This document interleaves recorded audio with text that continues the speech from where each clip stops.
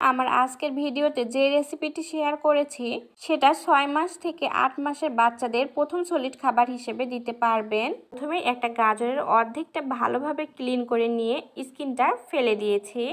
এরপর এটাকে ছোট ছোট টুকরো করে কেটে নিয়েছি। আরও নিয়ে নিচ্ছি 2 টেবিল চামচ রেগুলার ভাতের চাল। এখন এর মধ্যে পরিষ্কার পানি দিয়ে 2-3 বার পানি চেঞ্জ করে ধুয়ে নিব। এরপর একটা পাতিলের মধ্যে চাল এবং গাজরগুলো দিয়ে দিব। আর এগুলো সেদ্ধ হওয়ার জন্য পরিমাণ মতো পানি দিয়ে দিব। চুলার আঁচ মিডিয়াম হিটে রেখে এগুলোকে ভালোভাবে সেদ্ধ করে নিব।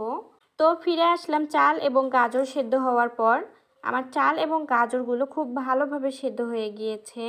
ঠান্ডা হওয়ার পরে এগুলোকে একটা ব্লেন্ডারের জারের মধ্যে দিয়ে ব্লেন্ড করে নিব।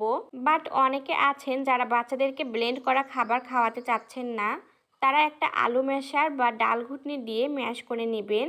তো আমি খুব ভালোভাবে ম্যাশ করে নিয়েছি।